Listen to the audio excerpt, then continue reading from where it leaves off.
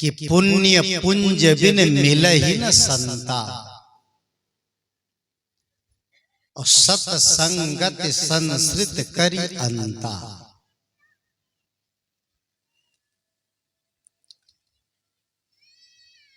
जब शुभ संस्कारों का समूह बनता है, सरल भाषा में पुण्य का पुंज बनता है, तब संतों के दर्शन होते हैं। और दर्शन तो हो गए, लेकिन उनके वचनों को सुनने का अगर सौभाग्य प्राप्त हुआ, जिसका नाम सत्संग है, तो बाबा तुलसी कहते हैं कि सत्संग अगर मिल गया तो संसृत कहते हैं संसार को। उसका संसार खत्म हो गया, भंग हो गया, उसका जंजाल कट गया और आवागमन से मुक्त हो गया। दुख और सुख के चक्र से मुक्त हो जाता है। लेकिन अब प्रश्न होता है कि संत कौन है? थोड़ा ध्यान दीजिएगा आप लोग। अभी तक भजन होता रहा, इसलिए मैं भजन से अपनी बात शुरू नहीं किया। मैं भजन गाऊंगा जितना मैं जानता हूं, ज्यादा तो मैं नहीं जानता हूं। जितना जानता हूं उतना मैं सुनाऊंगा आप लोगों को। लेकिन मैं ये बता देना चाहता हूं कि सत्संग की महिमा, संत की महिमा क्यों गाई गई है। पहली बात तो आप लोगों को मैं ये बता दूं कि संत शब्द कबीर साहब के पहले भारतीय साहित्य में था ही नहीं।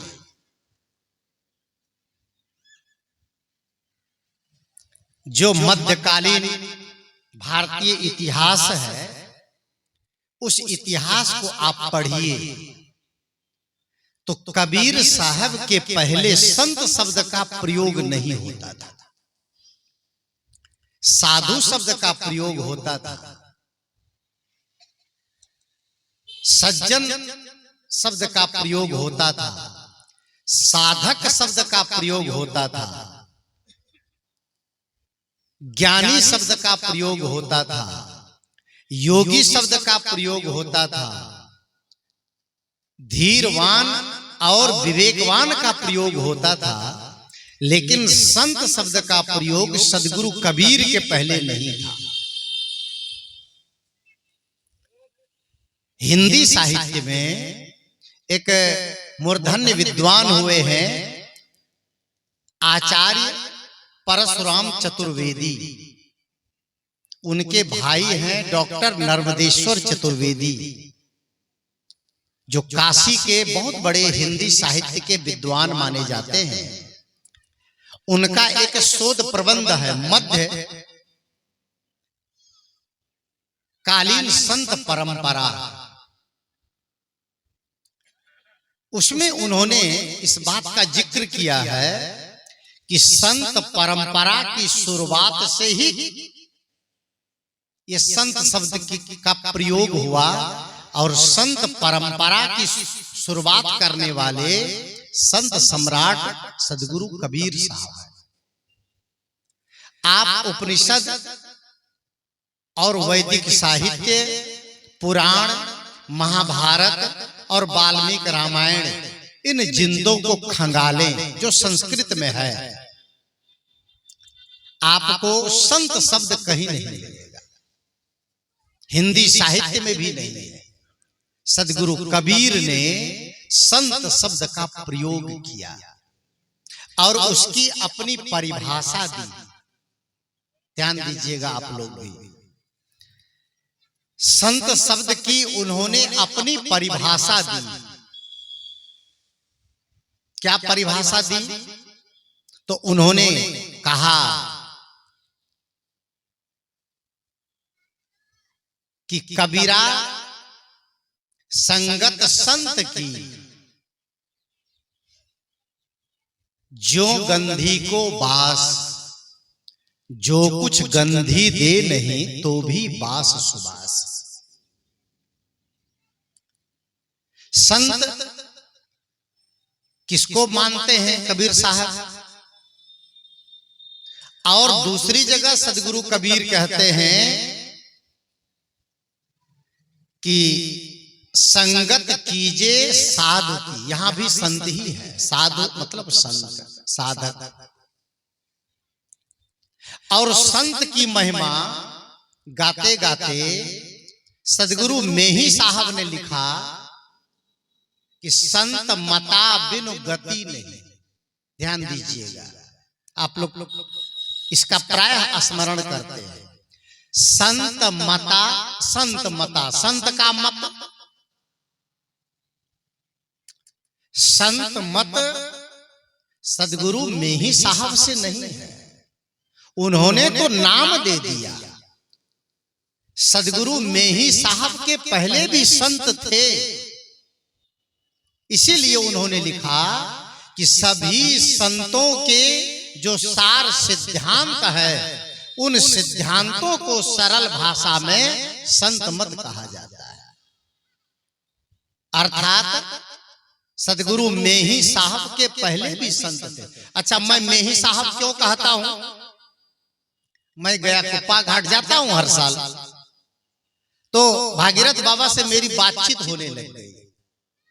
पूज्य भागीरथ बाबा जो बड़े अच्छे निर्मल संत हैं कुप्पा घाट में, और पूज्य गुरु देव हमारे सदगुरु मेही साहब के शिष्यों में से हैं। जैसे अभी वर्तमान आचार्य परम पूज्य हरिनंदन स्वामी जी हैं। तो मैं ऐसे ही उच्चारण कर दिया कि सदगुरु मेही साहब की वाणी बड़ी अनमोल है।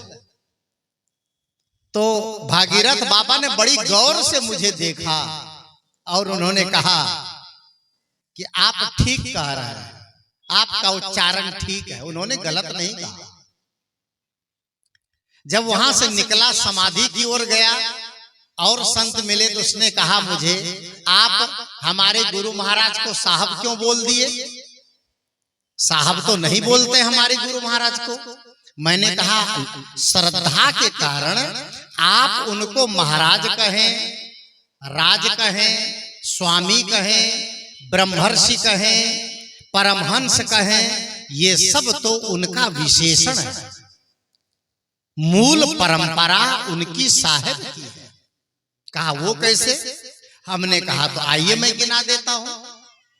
संत परंपरा के प्रवर्तक संत कबीर साहब, और उसी परंपरा में संत नानक साहब, रविदास साहब, दादू साहब, दरिया साहब, पलटू साहब, घीसा साहब, जगजीवन साहब, बुल्ला साहब, तुलसी साहब, देवी साहब, और देवी साहब के शिष्य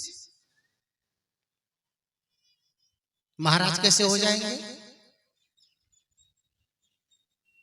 देवी साहब लिखा जाता है ना, तो देवी साहब के शिष्य, बाप का नाम होगा यादव, बेटा का नाम होगा मंडल। नहीं, साहब की परंपरा है। तो साहब, मैंने उनसे कहा ये परंपरा साहब की है। देवी साहब के शिष्य मेही साहब, और श्रद्धावश हम लोग उनको महाराज लिख दें, स्वामी लिख दें, उनको परमहंस लिखें, उनको महर्षि लिखें, उनको वेदर्षि लिखें, जो मर्जी लिखें, लेकिन परंपरा संत की है। वस्त्र की बात आई, उस पर भी चर्चा हुई, लेकिन ये सब बाहरी चीज है। नाम क्या लिखा जाता है, कपड़े किस रंग के पहने जाते हैं, पूजा कैसी करते हैं, चंदन कैसा लगाता है, वेशभूषा कैसा है उनका, किस किताब का पाठ करता है, इन सब से संतत्व का आकलन नहीं हो सकता। संतत्व का आकलन क्या है? किसी ने सदगुरु कबीर से पूछा कि संत कौन है, तो बाबा कबीर ने कहा, जरा ध्यान से सुनिएगा आप लोग भी। सदगुरु कबीर साहब ने कहा कि संत की परिभाषा जानना चाहते हो तो मेरी एक बात सुन लो। कबीर साहब बार बार कह रहे थे, कबीरा संगत संत की, संतन के संग लाग रे, संत मिले तो मैं मिल जाऊं। जगह जगह कह रहे थे सदगुरु कबीर साहब। तो किसी ने पूछ दिया सदगुरु कबीर साहब से कि संत कौन है? क्या लाल कपड़े वाले, उजले कपड़े वाले, पीले कपड़े वाले, नीले कपड़े वाले, दाढ़ी वाले, कमंडल वाले कि बिना दाढ़ी वाले, तिलक वाले कि बिना तिलक वाले, कौन है संत? तो सदगुरु कबीर साहब ने कहा, ध्यान से आप लोग भी सुनिएगा, काम क्रोध मद लोभ को साधन से करे अंत।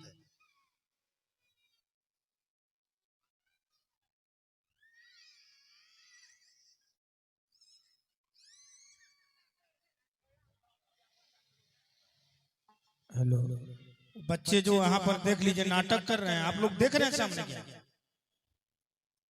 एक आदमी के चलते आप यहीं पर गोसा दिखाइए, लोग कहते हैं बड़ बढ़िया से बच्चा के में देखो गोसा रहा, ले जाइए उधर।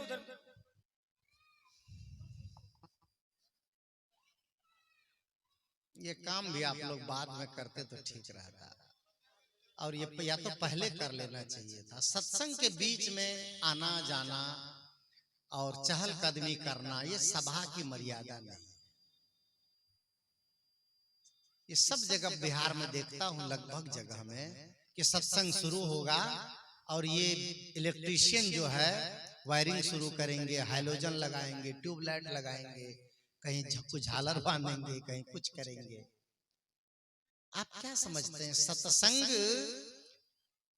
इतनी एकाग्रता की चीज है कि उतना एकाग्र होना पड़ेगा जितना एकाग्र आपको सुई में धागा डालते समय होना पड़ता है। कितना एकाग्र रहते हैं सुई में धागा डालते समय? इधर उधर देख सकते हैं आप, एकदम नजर गड़ा के। आइए, मैं क्या कह रहा था, सदगुरु कबीर साहब से किसी ने पूछा कि बहुत कहते हैं संत का संग करो, संत की सेवा करो, संत की शरण में जाओ, संतों के दर्शन से पाप कटते हैं। वो संत है कौन? किसको संत माने? तब सदगुरु कबीर देव ने संतों को नापने और परखने का एक थर्मामीटर दिया। सदगुरु कबीर देव ने आपको एक मापक यंत्र दिया, एक पैमाना दिया, एक लीटर दिया, एक तराजू दिया। क्या? सुनिए ध्यान से, काम क्रोध मद लोभ को साधन से करे अंत, और हित उपदेश सुनावे ताको कहिए संत। किस मत की बात है ये? कबीरपंथी वाली बात है ये कि संत मत वाली बात है, कि वैष्णव वाली बात है, रामानंदी वाली बात है, जैन वाली बात है, कि बौद्ध वाली बात है, कि ठाकुर अनुकूल चंद्र वाली बात है, कि जय गुरुदेव वाली बात है, कि निरंकारी वाली बात है, कि गायत्री वाली बात है? विचार कीजिए। कबीर कहते हैं कि काम क्रोध मद लोभ को, गिन लीजिएगा उंगली पर, काम क्रोध मद लोभ को साधन से करे अंत। साधना से, विवेक से, परिश्रम से इन विकारों पर जिसने विजय पा लिया, और क्या होता है? हित उपदेश सुनावे, और वो दूसरों को हित उपदेश सुनाता है, दूसरों को सन्मार्ग पर चलने की शिक्षा देता है, खुद भी सन्मार्ग में चलता है और दूसरों को भी सन्मार्ग में चलने की शिक्षा देता है। सदगुरु कहते हैं ताको कहिए संत, वह संत है। ये इस कपड़े में भी संत हैं, और आप जो कपड़े पहने हैं आप भी संत हो सकते हैं। अगर ये साधना आप कर लें तो आप भी संत हो सकते हैं। अगर इन सद्गुणों को आपने धारण कर लिया तो आप भी संत की श्रेणी में हैं। कितनी नारियां संत हैं, पहले भी हुई हैं, आज भी है। कितने गृहस्थ जीवन जीने वाले भक्त संत से ज्यादा साधक हैं। कितने तो साधु वेशधारी साधना में लीन नहीं है, जितने गृहस्थ जीवन जीने वाले लोग साधना में लीन हैं। क्या वे संत नहीं? वो भी संत है। सदगुरु संत की परिभाषा बताते हैं, जिनके मनोविकारों का शमन हुआ, क्रोध नहीं है, कामना नहीं है, लोभ नहीं है, लालच नहीं है, ईर्ष्या नहीं है, डाह नहीं है, दुश्मनी नहीं है, प्रतिस्पर्धा नहीं है, एक दूसरे को देखकर मन में कुविचार नहीं है, वही तो संत है। करके देखिए, जो कर लिया उनको सदगुरु कहते हैं उनके दर्शन पुण्य के बराबर है। बाबा गोस्वामी तुलसीदास जी लिखते हैं कि पुण्य पुंज बिन मिलहि न संता, बिना पुण्य के संग्रह हुए संतों के दर्शन नहीं होते। और दर्शन हो गए और ये सत्संग भी मिला तो सत्संगत अर्थात संतों का संग और सत्संग मिल गया तो आपके जीवन के सारे क्लेश, सारी पीड़ा समाप्त हो जाती है। लेकिन शर्त ये है कि बाहर तन भी सत्संग में हो और मन भी सत्संग में हो। तन है सत्संग में और मन है धान के खेत में, तब नहीं चलेगा। तन है सत्संग में और मन है संध्यान में, तो नहीं चलेगा। तन है सत्संग में और मन है बाजार में, तब सत्संग का लाभ नहीं मिलेगा। तन है सत्संग में और मन है नाती पोते के पास, तो सत्संग का लाभ नहीं मिलेगा। तन भी यहां हो और मन भी यहां हो। मन, हमारा मन भी रंगीन हो इस सत्संग के रंग से। सत्संग, संतों का संग, मैंने सुबह उद्घाटन सत्र में थोड़ा सा कहा था कि संतों का संग तीर्थ के बराबर है। तीर्थ किसे कहते हैं? क्या गंगा तीर्थ है? कहने के लिए हमारी माताएं बहनें गंगा को मां बना दिया। हमारे भगत लोग भी और तमाम महात्मा भी सब कहते हैं, कहते हैं गंगा मैया की जय, बोलते हैं गंगा को माई कहते हैं, तीर्थ मानते हैं। गंगा का किनारा तीर्थ है, गंगा को माई कहते हैं। ध्यान दीजिएगा, क्या गंगा के किनारे जाने से किसी का जीवन पवित्र हुआ है? मुझे बताइए ईमानदारी से। आप लोग इतने साल तक गंगा में नहाए हैं और गंगा की पूजा किए हैं, गंगा की आराधना किए हैं, गंगा को माई कहते हैं, गंगा को देवी कहते हैं। बहुत लोगों को मैं जानता हूं कि 30-35 साल से हर साल गंगा नहाते हैं, लेकिन खैनी नहीं छोड़ पाए, झूठ नहीं छोड़ पाए, गाली नहीं छोड़ पाए हैं, बेईमानी नहीं छोड़ पाए हैं, ईर्ष्या और जलन नहीं छोड़ पाए हैं। और गंगा माई की पूजा खूब हो रही है। तीर्थ नहीं है वो केवल आपके मन को बहलाने का साधन है। संस्कृत के ऋषि ने संस्कृत साहित्य में लिखा, बाला नाम काष्ठ लोष्ठेश,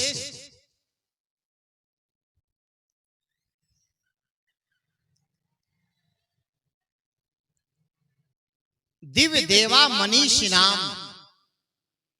देखो शुरू की पंक्ति मुझे स्मरण नहीं आ रही है, उसका भाव है कि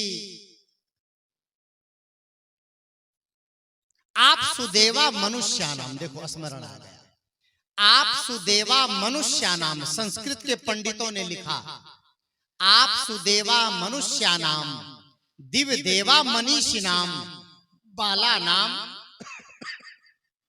बाला नाम, बाला नाम काष्ठ लोष्ठेषु बुधस्य आत्मनि देवता। अर्थात सामान्य मनुष्यों के लिए पानी अर्थात नदियां देवता है। आपसु, आप कहते हैं जल को, आपसु देवा मनुष्यानाम, सामान्य मनुष्यों के लिए जल देवता है, पानी देवता है, गंगा माई है, जमुना माई है और गोदावरी माई है। लेकिन बुधस्य आत्मनि देवता, बुद्धिमान और विवेकी के लिए गंगा माई नहीं है, गंगा देवी नहीं है, गंगा तीर्थ नहीं है। अच्छा, गंगा माई है, गंगा माई है, तब कोसी कौन है? मौसी है तब कोसी। गंगा अगर माई है तो कोसी कौन है? फिर कोसी को मौसी कहो, उसकी भी पूजा करो। लेकिन केवल गंगा के लिए पक्ष है, कोसी के लिए कोई पक्ष नहीं है।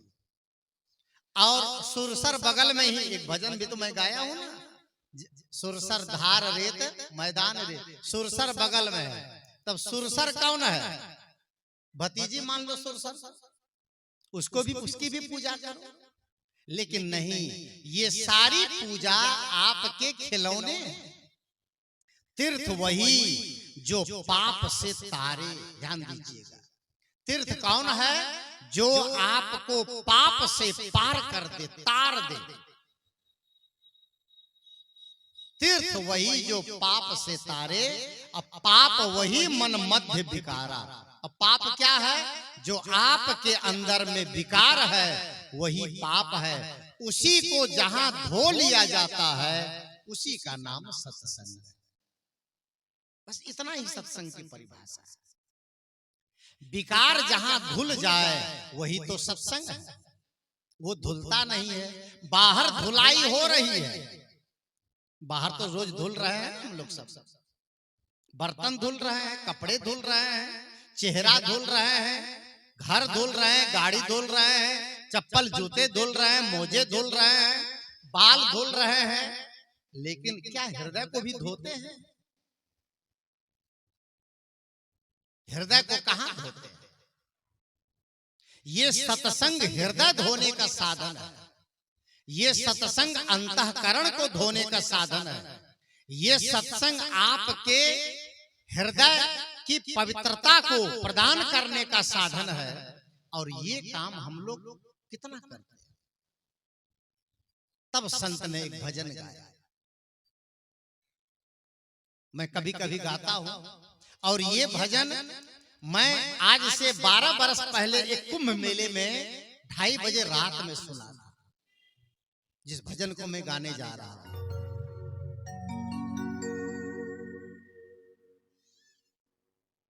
कुंभ मेले में 2013 के कुंभ में मैं अपने कैंप में सोया हुआ था। रात में 2:30 बजे मैं बाथरूम के लिए निकला और आवाज मेरे कान में आई इस भजन की जो मैं गाने जा रहा हूं। मैं गिलास रखा, गेट अपना खोला, रात में जनवरी के महीने में मैं पैदल निकल गया उस भजन तक पहुंचने के लिए। 2:30 बजे रात में मैं चल दिया। मैंने कहा ये भजन बज कहां रहा है, बस वह कैंप देख के आना है मुझे। सुबह होने पर मैं मुलाकात करूंगा उनसे। मैं पैदल लगभग 1.5 किलोमीटर गया रात में, मेला का क्षेत्र, कैंप का पता नोट किया, हरियाणा का कोई कैंप था। वहां पर मैंने ये भजन बजते सुना रात में। रात में वैसे बजता नहीं है, लेकिन किसी का मन हो गया बजा दिया, अब मैं सुन लिया। भजन का बोल लिखा, कैंप का पता लिखा, लौट आया। सुबह मैं वापस गया, वहां पहुंचा, एक माता जी मिली, साध्वी जी मिली। उन्होंने कहा ये भजन हमारी रचना है और हमारी किताब है, आप लीजिए और गाइए। उस भजन को मैं आपको सुनाऊं कि हम लोग जो यहां आए हैं किस काम के लिए आए, उसी पर ये रचना है।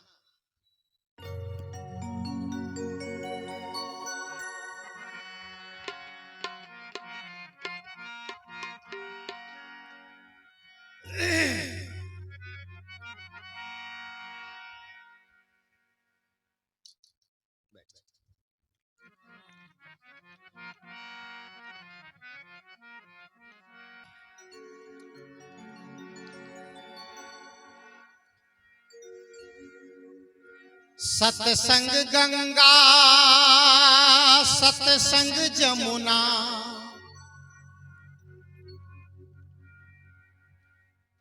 सत्संग गंगा सत्संग जमुना,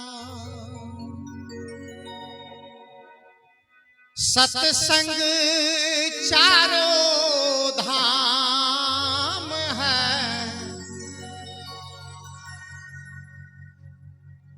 सत्संग से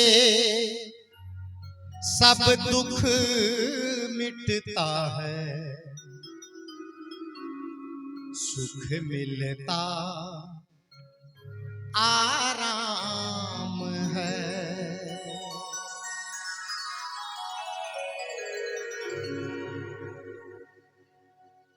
सत्संग में हम सब क्यों जाते हैं? कुछ लोग की ये मान्यता है कि सोचते हैं कि बाबा कुछ भी बोले उससे हमको मतलब नहीं है, बस कान में बात चली जाए हमारा उद्धार हो गया।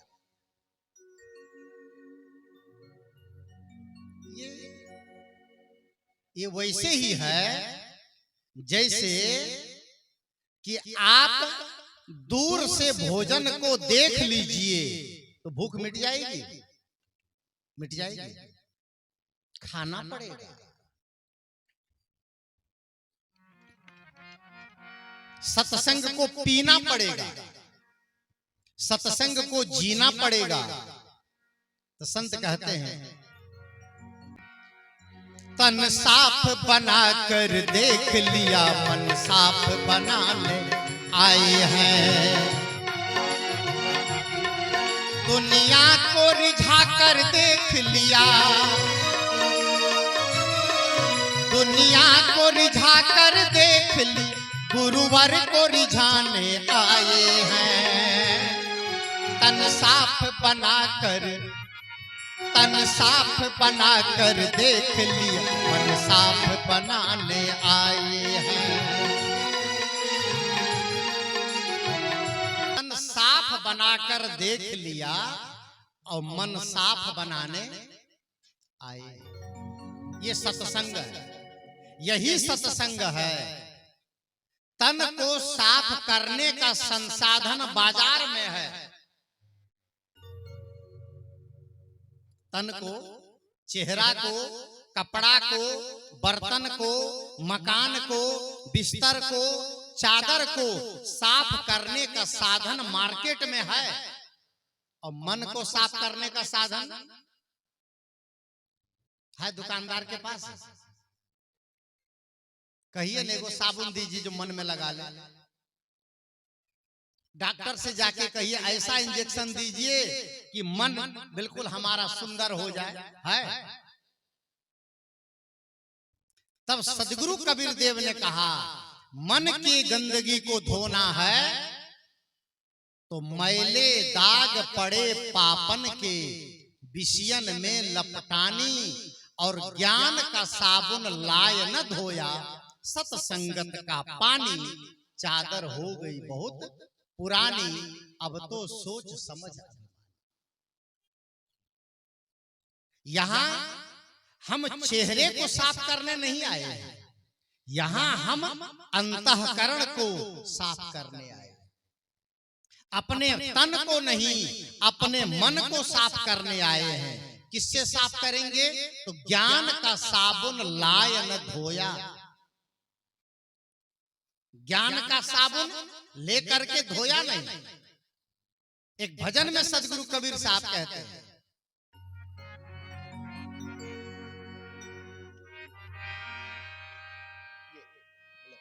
इस भजन का यहां इसके लिए है,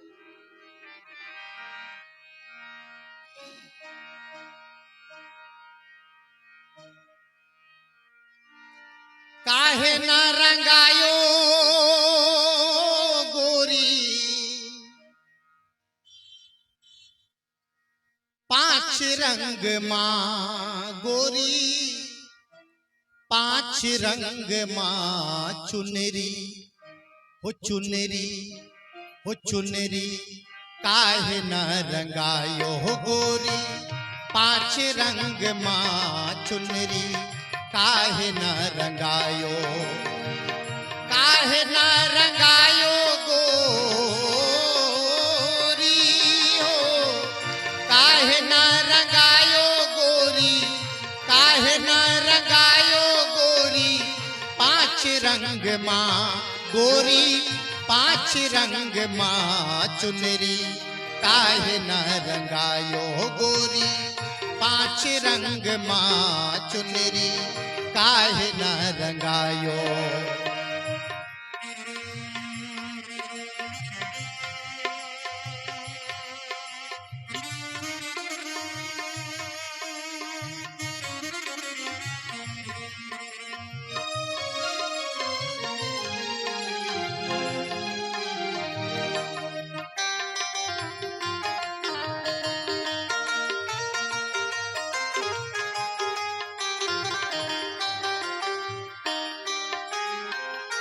यह चुनरी तो है सतगुरु दीन्हा, पहिरे ओढ़े कर मैली कीन्हा।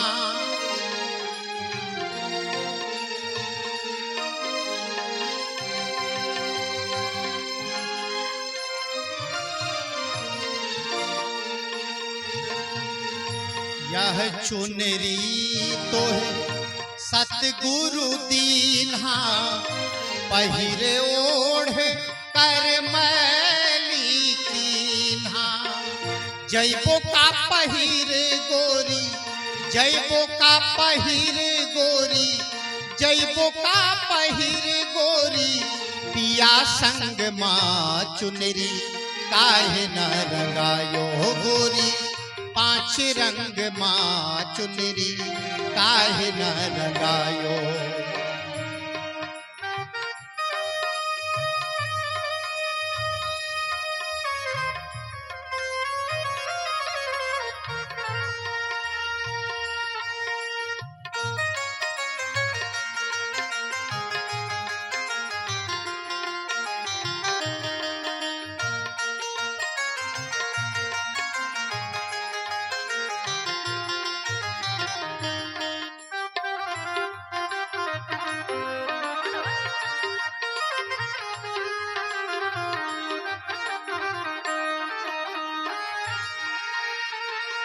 जब पियाई है लेने गवनवा, एको न चली है तोर बहनवा।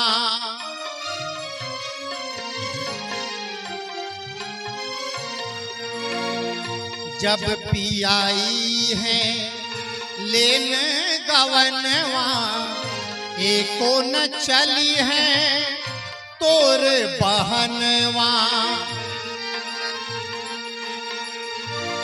दाग दिखई है तोरे, दाग दिखई है तोरे, दाग दिखई है तोरे अचरन मां चुनरी, काहे न रंगायो गोरी पांच रंग माँ चुनरी काहे न रंगायो।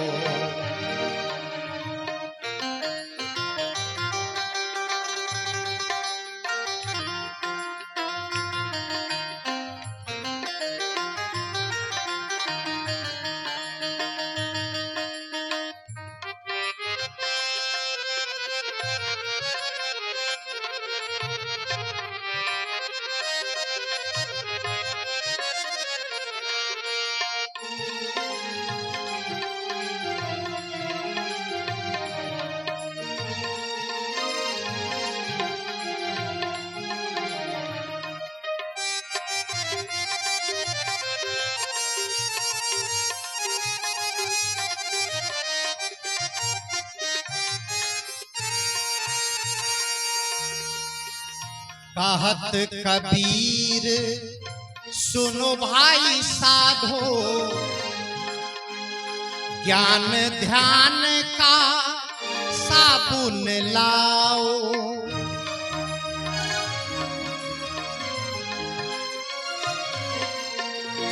कहत कबीर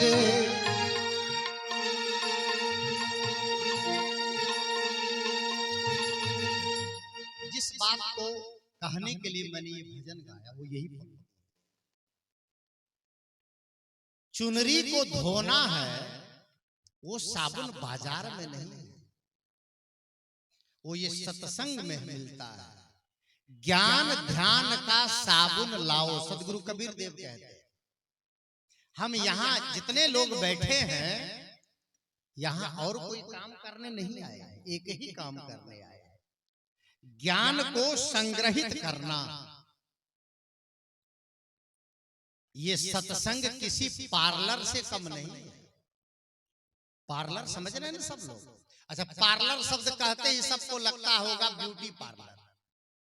ब्यूटी पार्लर ही समझ लीजिए, वो भी कोई बुरी बात नहीं है। ब्यूटी का मतलब होता है सुंदरता, पार्लर का मतलब होता है जगह, वह जगह जहां आदमी को सुंदर बनाया जाता है। ये कौन सा पार्लर है? ब्यूटी पार्लर नहीं है ये भी पार्लर है, ये भी ब्यूटी पार्लर है। उस पार्लर से अलग है ये, वहां पर चमड़ी को सुंदर बनाया जाता है और यहाँ पर चरित्र को सुंदर बनाया जाता है। क्या ये पार्लर नहीं है? कहानी घटना मुझे याद आती है।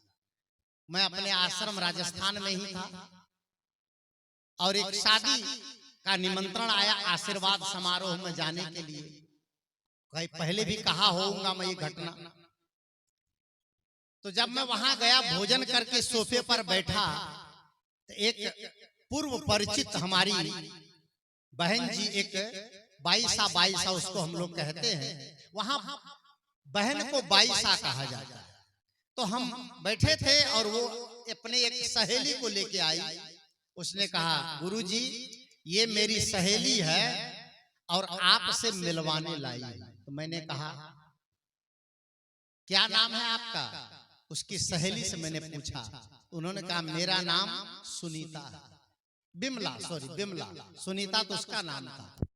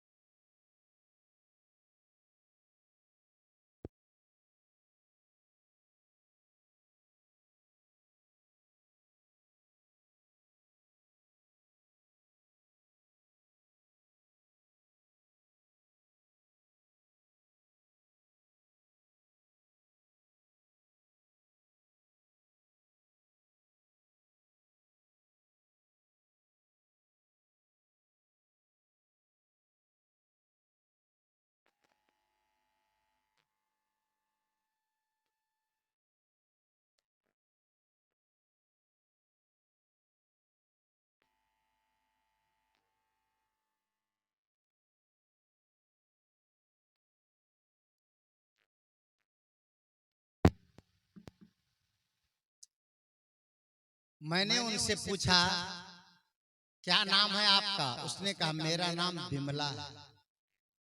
मैंने कहा क्या करती हैं आप? उसने कहा गुरुजी मैं ब्यूटी पार्लर का काम करती हूँ। मैंने उनसे कहा कि आपको बहुत बहुत बधाई बहन, आप बहुत बड़ा पुण्य का काम करती हैं, बहुत बड़ा धर्म,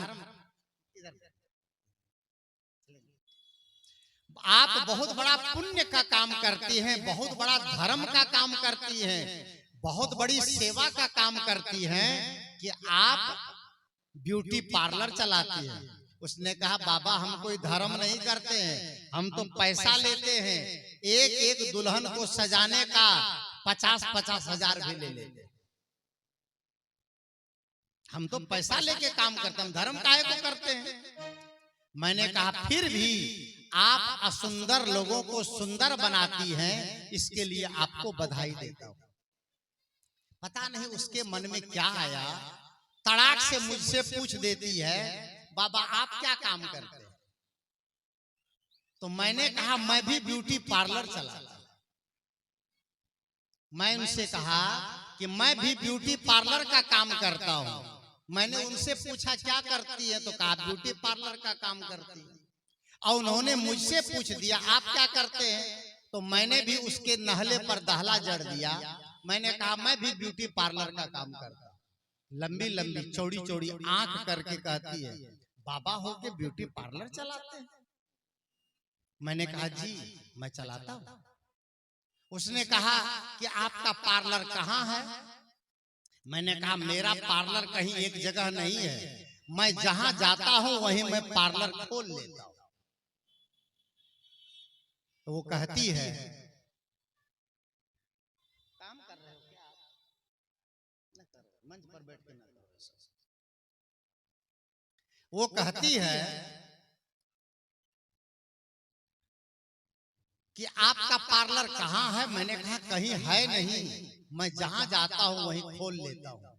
फिर उसने कहा आप पार्लर चलाते हैं, अच्छा आपके पार्लर में लेडीज आती है कि जेंट्स आते हैं?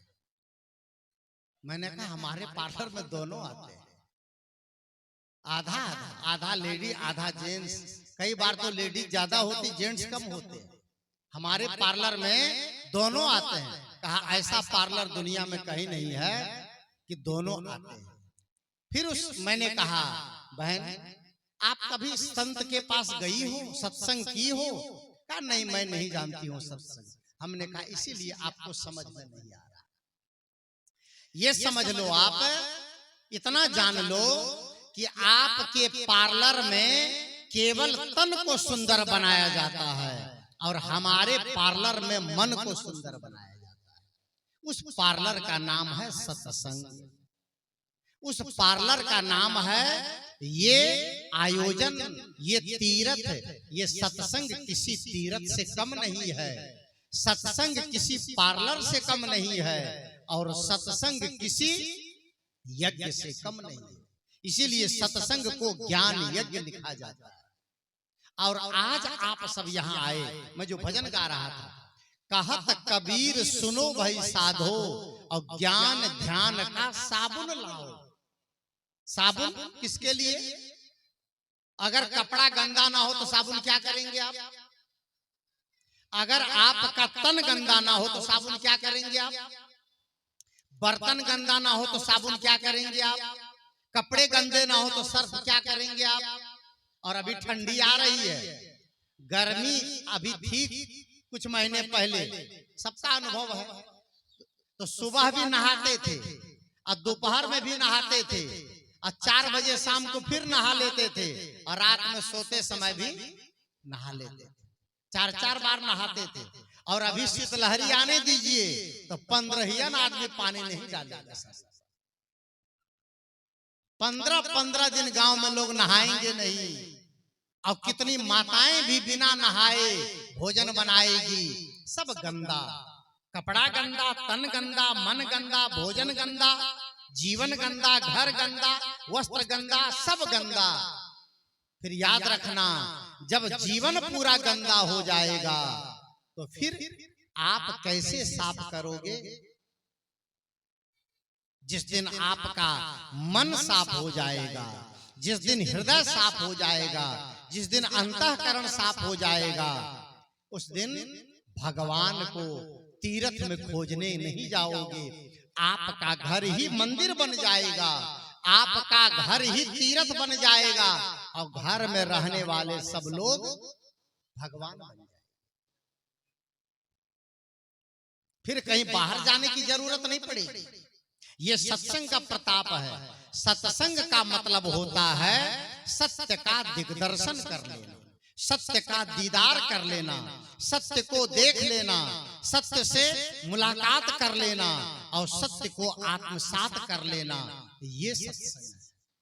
और सत्संग के नाम पर आदमी बहुत कर्म कांड करता है, पूजा के नाम पर बहुत कर्म कांड करता है, व्रत एकादशी के नाम पर बहुत कर्म कांड करता है और त्योहार के नाम पर बहुत कर्म कांड करता है। अभी त्योहार गया है, कौन सा? बोलिए जोर से, कौन सा त्योहार गया है जो नहर किनारे करते हैं? छठ का त्योहार। कितना दूर है नहर यहाँ से, है ना?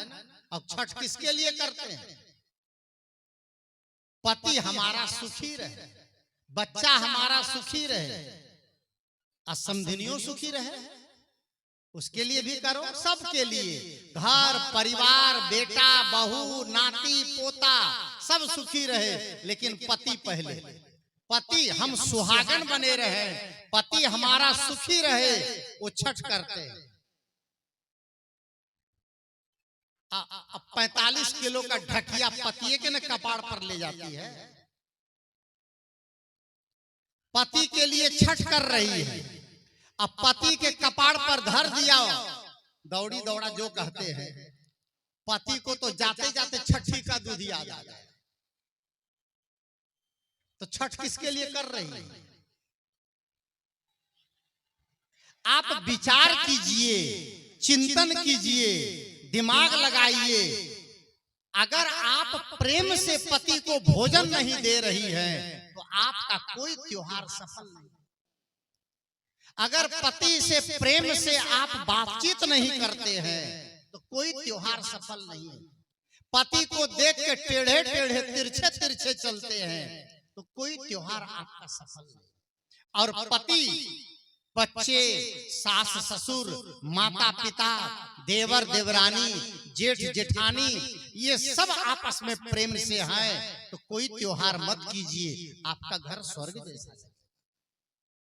त्योहार में करने की मनाही नहीं करता हूं, कम से कम इसी बहाने बाल बच्चों को पकवान तो मिलता है, इसी बहाने इतना बड़ा बिजनेस व्यापार तो चलता है। कितना तेल, कितना रिफाइंड, कितना चीनी, कितना मैदा खत्म हो जाता है, कम से कम सबका घर तो चलता है। ठीक है, त्योहार करिए, लेकिन त्योहार के राज को समझिए। क्या पानी में भगवान है? और अगर पानी में भगवान है, इसी भागलपुर जिला में गंगा के किनारे छठ का घाट बनाने के लिए गए बच्चे अपनी मां के लिए, और 16 लड़के डूब के मर गए गंगा जी। छठी मैया क्या कर पाई? ये सच्ची घटना बता रहा हूं। 16 लड़के छठ का घाट बनाने गए और पैर फिसल गए और डूब के मर गए। जो माता छठ करने जा रही थी घाट पर, उनकी आंचल सूनी हो गई, उनकी गोद सूनी हो गई, उनका कुल का दीपक बुझ गया। छठ माई कहां उनको रोक पाई? मैं ये कहना चाहता हूं कि माई वो है जो आपको अंदर से प्यार करे। व्रत करें, उपवास करें, एकादशी करें, छठ करें, जितिया करें, चौरचन करें, जो मर्जी वो करो, लेकिन आप अंदर को साफ नहीं करोगे तो छठी मैया आपको साफ नहीं कर पाए। छठ करके आए और अपने पति के सुखी रहने के लिए छठ किए, और किसी से झगड़ा हो गया तो मन मन कहते हैं उसका पति का एक्सीडेंट हो जाए। ऐसा भी कहते हैं कितने लोग मने मन, उसका बेटा का एक्सीडेंट हो जाए। तो आपके अंदर का पाप तो गया नहीं छठ करने से? क्या भाई से लड़ाई, पड़ोसी से लड़ाई, घर में लड़ाई, आपस का कलह, ये नहीं है त्योहार। व्रत और त्योहार का मतलब है, देखिए भगवान अगर चाहिए तो आप पहले अंदर को साफ करिए। एक संत ने लिखा है, बीच बीच में मैं 2-4 पंक्ति गा देता हूं, यही मेरा तरीका है सत्संग का। एक संत ने लिखा, दादरा का ये भजन है,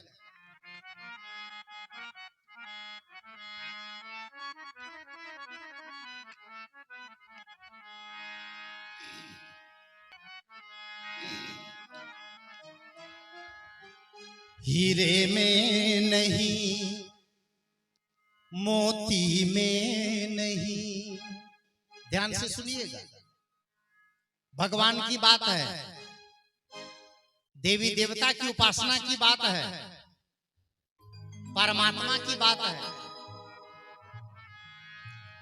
तो संत कहते हैं भगवान के लिए आपको नदी में जाने की जरूरत नहीं है।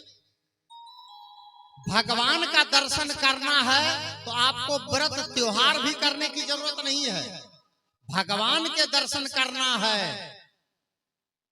फिर आपको काशी और हरिद्वार जाने की भी जरूरत नहीं है। भगवान के दर्शन करना है तो आपको गया और जगन्नाथ भी जाने की जरूरत नहीं है। एक ही बात है कि अगर भगवान के दर्शन करने हैं तो आप केवल अंतःकरण को साफ कर लीजिए। देखिए आपकी दृष्टि बदलेगी और सृष्टि बदल जाएगी। केवल नजर को बदलिए, नजरें बदली तो नजारे बदल गए, और किश्ती ने रुख बदला तो किनारे बदल।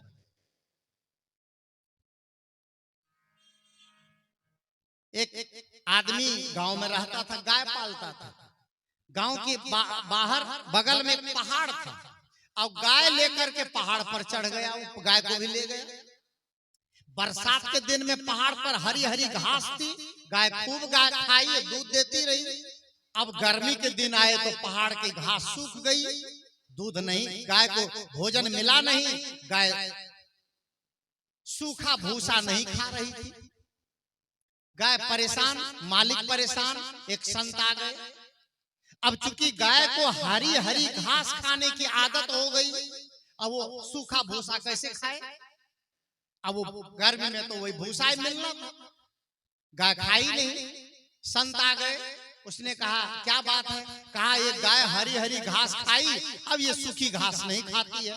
उसने कहा तुमने हरियाली दे करके आदत बिगाड़ दिया, हरी ही हरी दिया, उसमें तुमने भूसा मिलाया नहीं, अब सूखा भूसा कैसे खाएगी? उसने कहा अब तो हरी है नहीं, अब भूसा ही भूसा है, गाय कैसे जिंदा रहेगी? संत ने कहा कि चले जाओ बाजार चश्मा की दुकान में और एक गाय के नाप का चश्मा बनवा लो, और दुकानदार से कहना कि गाय के चश्मे में गहरे हरे रंग का शीशा लगा दे दोनों, और उसको ला करके गाय के आंख पर लगा दो और परोस दो भूसा। वही किया, गया चश्मा बनवा लाया और आंख में गाय का लगा दिया और रख दिया भूसा की टोकरी, गप गप खाने लगे। क्यों? क्योंकि नजर बदल गई, दृष्टि बदल गई, संसार बदल गया। क्योंकि जब उसकी आंख की दृष्टि बदली तो उसका आहार बदल गया, विचार बदल गया, संसार बदल गया। हमारे अंतःकरण में विवेक उदय हो जाए और अंदर के कचड़े साफ हो जाए तो भगवान कहीं बाहर है। संत तो कहते हैं हीरे में नहीं मोती में नहीं, दीपक में नहीं, ज्योति में नहीं, जिस घर में सत्संग होता है, जिस घर में सत्संग होता है, भगवान के दर्शन कर लो वही। हीरे में नहीं मोती में नहीं, हीरे में नहीं मोती में नहीं, जिस घर में सत्संग होता है, जिस घर में सत्संग होता है, भगवान के दर्शन कर लो वही। हीरे में नहीं, मोती में नहीं, दीपक में नहीं, ज्योति में नहीं।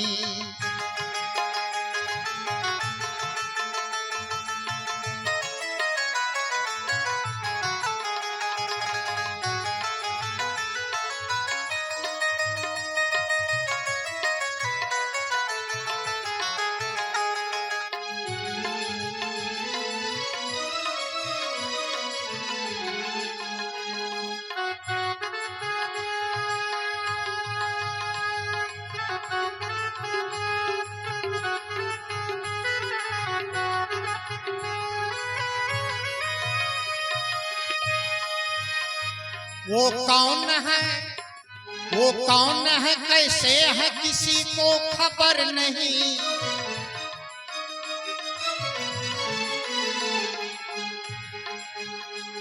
वो कौन है, कैसे है, किसी को खबर नहीं।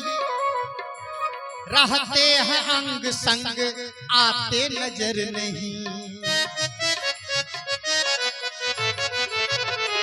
वो कौन है, वो कौन है, कैसे है, किसी को खबर नहीं। रहते हैं अंग संग, आते नजर नहीं।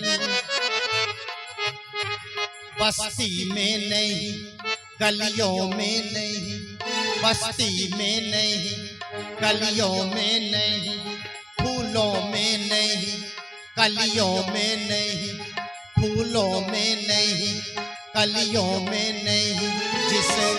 जिस घर में सत्संग होता है, जिस घर में सत्संग होता है, भगवान के दर्शन कर लो वही।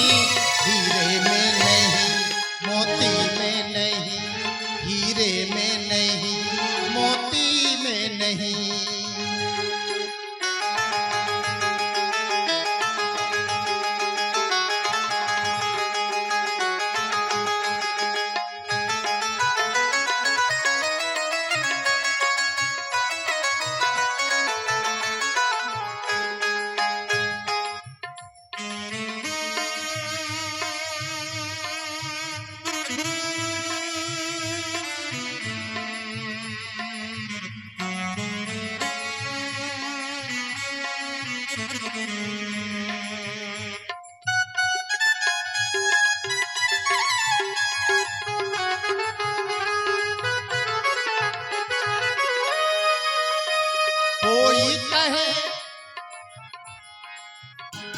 कोई कहे मंदिर में है, कोई कहे ऊपर।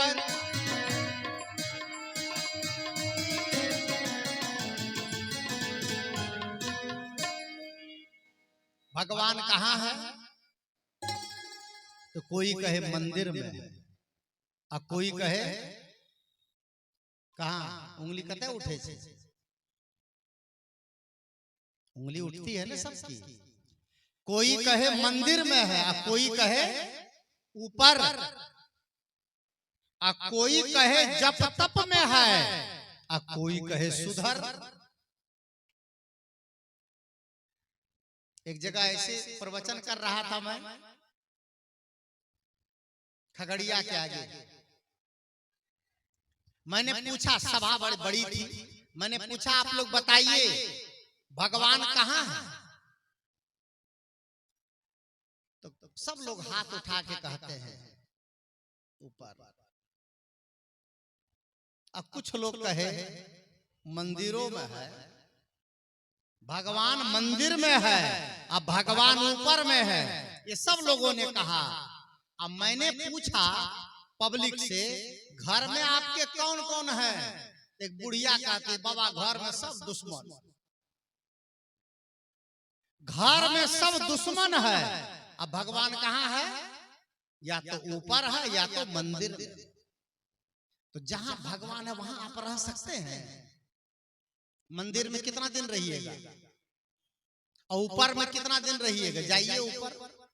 ऊपर है कहां जो रहिएगा? ये तो सब केवल कल्पना का लोक है। भगवान अगर आपके घर में नहीं है, भगवान अगर आपके गांव में नहीं है, भगवान अगर आपके संग में नहीं है, तो बाहर का कोई भी भगवान आपको सुख देने वाला नहीं। ये सदगुरु कबीर साहब का ज्ञान है, ये नगद का ज्ञान है। संत ने तो कहा है कि कर्म तुम्हारे अच्छे हैं तो किस्मत तेरी दासी है, और धर्म तुम्हारे अच्छे हैं तो घर में मथुरा काशी। भागिए बाहर जाइए। सुन लिए कि गंगा नहाने से पाप कटता है, चले गए गंगा नहाने और डुबकी लगा के निकले और 27,000 रुपया जेब में था, सो कट गए। तो पाप कटा कि जेब कटा?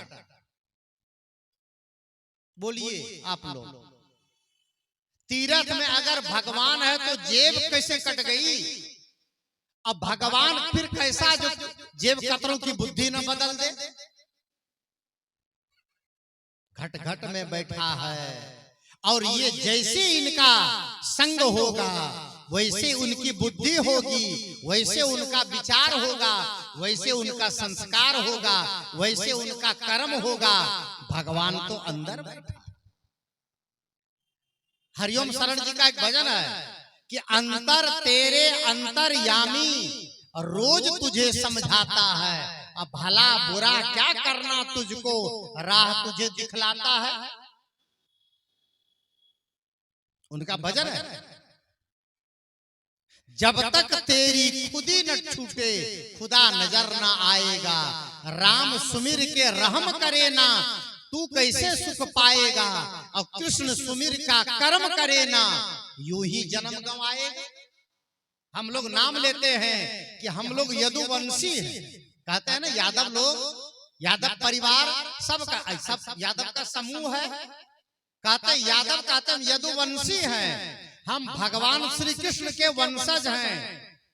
भगवान श्री कृष्ण क्या पालते थे? बोलिए जोर से, क्या पालते थे? गाय। और क्या पीते थे? क्या पीते थे? झंगड़िया कहे थे, की कहे थे? झंगड़ा ही हैं? वहां भी जाते थे भगवान कृष्ण जी। गाय पालते थे, दूध पीते थे, और आज करके हमारे यदुवंशी नंद किशोरों को देखो क्या कहानी हो रही है। दूध दुहे, अब बल्टा भरे, अब गए बाजार की ओर, और दिन डूबा और दारू पिए लौटे नंद किशोर। क्या कहानी आजकल की हो रही है। जो यदुवंशी दूध से नहाते और खाते और पीते थे, दूध की नदी बहती थी, उन यदुवंशियों में दूध दही छोड़कर क्या पीने लग गए? बोलिए जोर से। कहे छे बाबा कहियो कहियो ला ले छे, बीमार उमार है छे, लगता है वो टॉनिक इंजेक्शन है, चलानी है। कहां बुद्धि चली जा रही है? अब भगवान को खोज रहे हैं, आदत को ठीक नहीं कर रहे हैं, हृदय को साफ नहीं कर रहे हैं, मन को पवित्र नहीं कर रहे हैं, जीवन के दाग को धो नहीं रहे हैं। तब संत कहते हैं हीरे में नहीं, मोती में नहीं, दीपक में नहीं, ज्योति में नहीं, उस जिस घर में सत्संग होता है, जिस घर में सत्संग होता है, भगवान के दर्शन कर लो वही। हीरे में नहीं, मोती में नहीं, दीपक में नहीं, ज्योति में नहीं।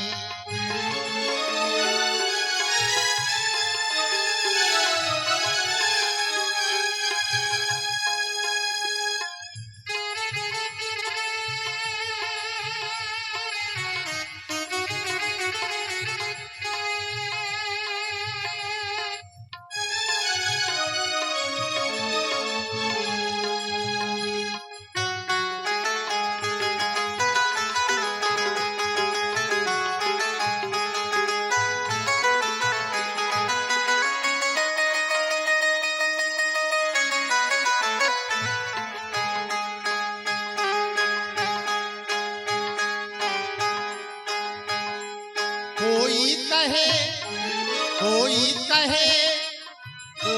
कहे मंदिर में है, कोई कहे ऊपर।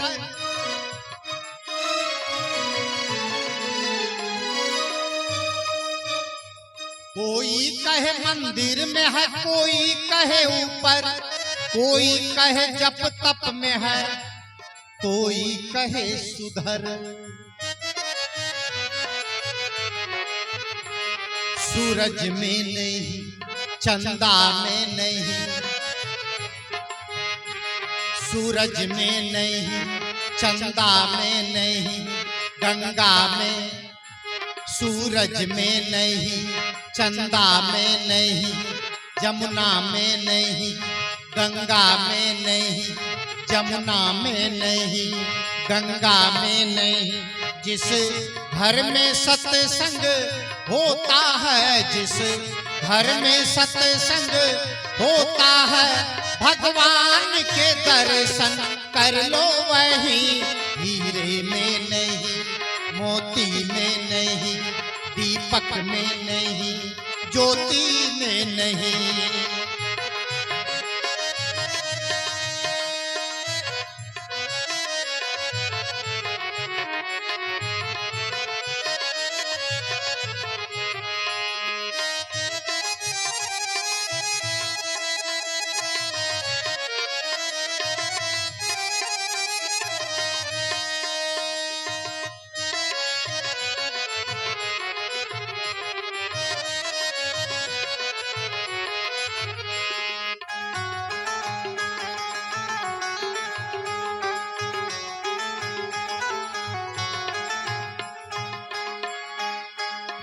क्यों खोजते हो,